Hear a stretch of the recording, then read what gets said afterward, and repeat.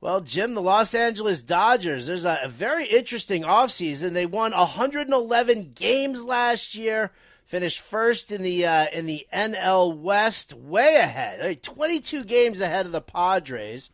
But let's face it, they've had to make some adjustments on this roster right now. Talk to me about the offseason for the Dodgers and what you think this does to them coming into the season. Yeah, Howard, I mean, look, there's been a lot of departures with the Dodgers, and we start with Trey Turner, a guy that last year 21 homers and 27 steals for the Dodgers as well as for fantasy, and he was a guy at the top of the lineup with Betts and Freeman that helped Betts and Freeman improve their number of runs and RBIs. Well, he has left the lineup. Justin Turner is gone. He signed with the Boston Red Sox. Gavin Lux is injured. He has an ACL and an MCL. He is out for the year. He gone. Cody Bellinger, the center fielder, he gone. He went to the Chicago Cubs. So this is a much different Dodger team than we saw a year ago that won 111 games. Now, what did they add in the offseason? Let's talk about that for a minute. They did make some moves. Although they wanted, it appears to me, although they don't admit this publicly, it appeared to me they wanted to reset and stay under the luxury tax threshold, and they were able to do that. They did bring in some veterans. I think the most notable was signing Noah Syndergaard to a one-year, $13 million deal. He's kind of an interesting sleeper in fantasy because the analytic and research and development department of the Dodgers is so good that Syndergaard signed there because he wanted their plan. He wanted their plan on how to get better and then go back in the market next year. So I think he's an interesting guy that you might want to take a gamble on in fantasy. They also brought in J.D. Martinez on a one-year, $10 million deal to replace Turner. He'll be the full-time DH.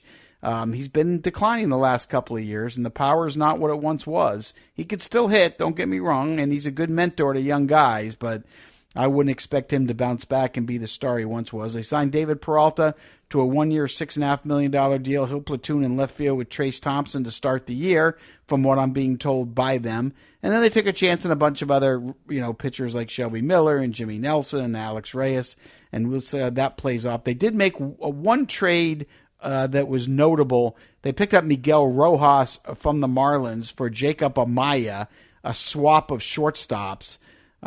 Thank goodness they did, because with Lux going down for the season, they wouldn't have had a shortstop. So now Rojas can at least start the year as their everyday shortstop, although I will caution people, last year in Miami, it looked like he was ready to be a utility player, and age and decline had caught up to him as well. All right, well, let's talk about who we like for fantasy purposes here. Let's go around. We'll start with the position players. Will Smith, who's basically listed as the number 2 catcher in fantasy across all platforms. Freddie Freeman at first base, Miguel Vargas at second, Max Muncy's at the hot corner, the aforementioned Miguel Rojas at short, JD Martinez will DH, Peralta, Thompson in left, Chris Taylor over in center field, and Mookie Betts in right. Well, we know we're in on Smith, we know we're in on Freeman, we know we're in on Mookie Betts. Talk to me about the rest of these players.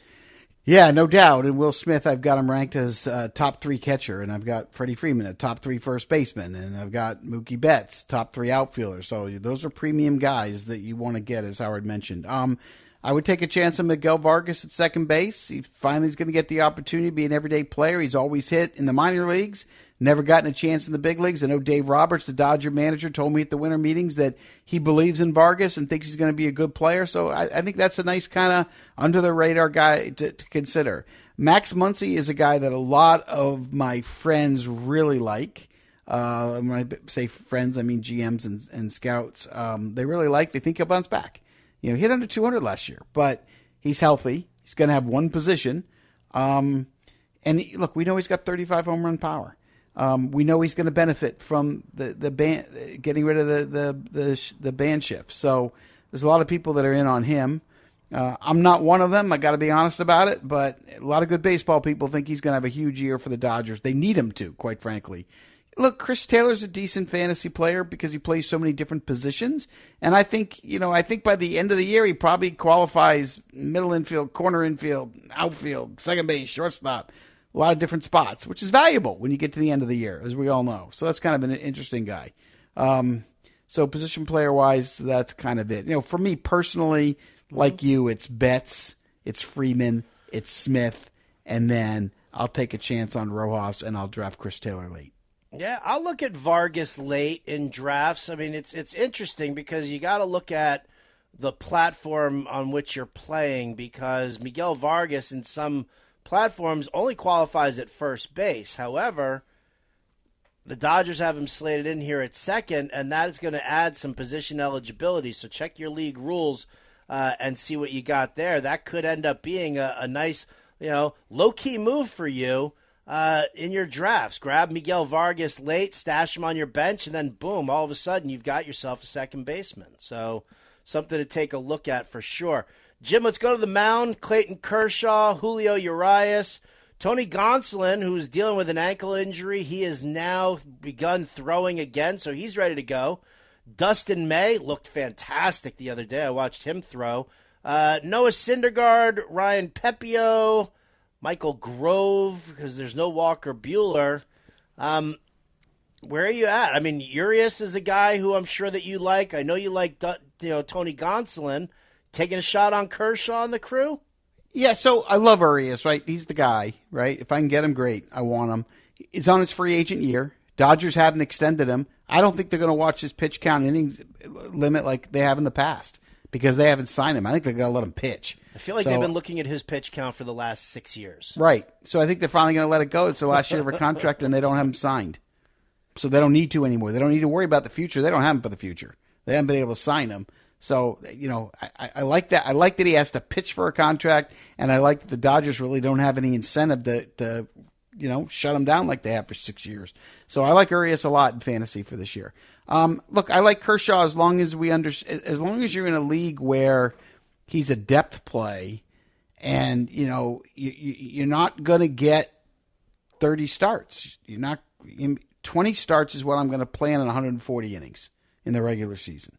So do what you want with that. And there's a high injury risk with him. There is, with the back and other things that HIPAA laws prevent us from talking about. I love Kershaw. I think when he does pitch, he'll be effective. I think he'll win and give you quality starts.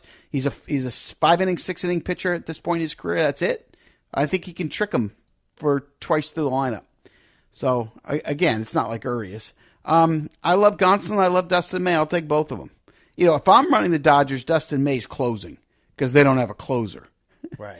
But they don't seem like, in my conversations with them, they don't seem like that's even on the table or even an option. They want them both to be starters because they may lose Urias, and Kershaw's a high-risk injury, so they need Gonsolin and May to be part of that rotation. But boy, May would look great in the back end of that bullpen. Boy, would he get some saves. Anyway, Pepio I'm not sold on yet. I got to see him more. And Syndergaard, I'd take a chance in the 25th round. Okay. All right. Looking at that bullpen, they're going to use Dustin May as their starter. Daniel Hudson. You've also got Evan Phillips over there.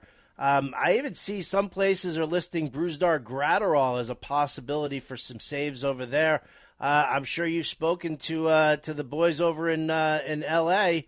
What are we looking at? Is this just a committee situation? Yep, Andrew Friedman said they're not going to have a closer, and he's not worried about it because he thinks he has a really good bullpen. They're going to mix and match. That's it. Dave Roberts' job is take what we've given you, mix and match. There's a lot of people that are guessing in the fantasy world that Evan Phillips is going to be the closer after the great year he had last year. Dodgers are pretty locked in on using Phillips in high leverage situations, but not the ninth inning. They're really locked in that kind of philosophical lens on it. I think they're making a mistake. I watched the Red Sox try to do this. I've watched teams try to do it. I think at some point they got to figure out either trading for a closer or I think they got to make a closer, one or the other. But to start the year, if I had to pick one guy, it's Phillips. But right. I'm not taking any of the Dodgers for saves. No. Okay. Makes complete sense to me. No doubt about it. Let's talk about, because, listen, Chris Taylor, we've seen him get banged up. You've got this platoon going on in left field. JD Martinez getting a little long in the tooth. Max Muncy, he's dealt with his share of injuries over time as well. Anything in the farm system, anything on the horizon here for the Dodgers? Okay, so at the big league level, you and I just talked about second baseman Miguel Vargas, and we talked about starting pitcher Ryan Pepio. Those are the two rookies to watch for this year. In terms of the farm system, they have the best catching prospect in baseball in Diego Cartaya. And he's kind of a combination of, and I'm going to use what Mike Scioscia, the former Major League catcher and the former manager of the Angels, told me during the Futures game at Dodger Stadium last year. And I want to use it just because who he compared him to was just so ridiculous that I have to repeat it. So Mike Scioscia said to me, and he spent a lot of time with Cartaya, he said he's a combination of Buster Posey and Salvador Perez. Buster Posey offensively and Salvador Perez defensively. That's an unbelievable compliment. Now, I'm not going to tell you he's that level, but watching him take BP, he's a stud. He's got Mike Piazza opposite field power. I love Cartaya. So he's a guy to watch, but they got Will Smith, so there's no hurry for them. They can take their time and develop him as long as they want. It works for them. So anyway, he's the best prospect. They got a kid that I saw throw last year, Bobby Miller. He threw 102 for me. Big arm. Comes right at you. Alek Manoah kind of frame and coming at you with size. Needs to work on command and control. That's what he needs. Stuff is there. Command and control pitchability's not there yet. Stuff is there. Keep an eyeball on him. Some people in the organization love Michael Busch. They think he's going to hit. They think he's got power. He's a second baseman. Some of the organization don't like him as much. They like Vargas better than Busch. But there's some in the Dodger organization and development and scouting that really like Busch. And then, besides Pepio, they got Gavin Stone, another right-hand pitcher. Oh, I forgot. Andy Pages is an outfielder that they like a lot. And he's a guy that could find his way, meander his way to the big leagues at some point this year, especially if they don't get enough production from Trace Thompson and David Peralta in left field. Pages is a guy that could appear at some point. That's actually good to know because I'm not a big fan of the Peralta-Thompson platoon that they've got going on. So it would be nice to see somebody come in and take care of that. It really would. All right, so when we kind of go through this, I mean, you talk about Andrew Friedman often. Is if the Dodgers need that component, is he going to be aggressive to go and get it?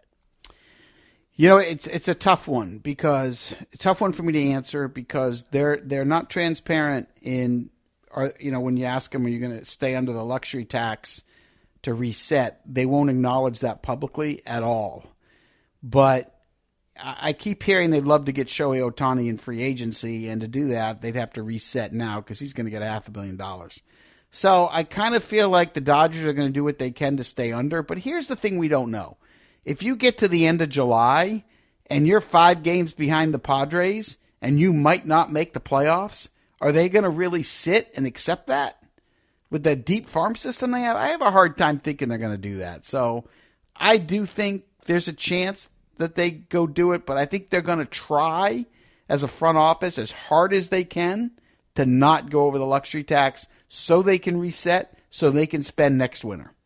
So they can get Shohei Ohtani. It makes sense. It definitely makes sense for a team like the Dodgers to do that. All right, as we wrap up our coverage here of the Los Angeles Dodgers, Jim, I ask you, one fantasy sleeper, one fantasy bust. All right, I'm going to go with Miguel Vargas as my sleeper. I do. I think he's going to hit with some power. I'm on Team Dave Roberts on this one, so I kind of like him as a late round. In those leagues that we have, second baseman and middle infield, there's never enough, and we hate to overdraft some of these guys. I think Vargas is a sleeper there. I really do. I'm going to go with a bust, which most of my friends are saying I'm nuts over it, and I probably am. But, I didn't like what I saw with Max Muncy last year, and maybe it was the injury. I know the power's there, and I think he'll hit for power, but I'm just worried that he's not going to be able to hold his own in terms of batting average. And that bothers me in fantasy because I can't have a hitter in my lineup that drags down batting average. It's a fear of mine. In the past, I've lost leagues because of that, and I will not allow that on my teams. He doesn't steal bases, and the batting average pulls me down, so I consider him a bust where he's being drafted. I can dig that. I can definitely dig that. I've never really been a huge Max Muncy guy anyway, so I'm fine with that call.